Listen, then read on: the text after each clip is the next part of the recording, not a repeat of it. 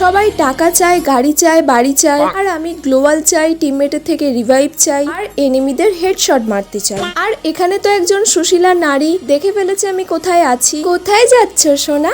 আমি তো এখনো এখান থেকে যাইনি, বুঝতে পারোনি না? এটাকে ফিনিশ করে আমি একটু সামনের দিকে গেলাম, কিন্তু গিয়ে তো দেখি একটা এনিমি আমার দিকে ডাবল ইউএসপি নিয়ে রাশ করে দিয়েছে।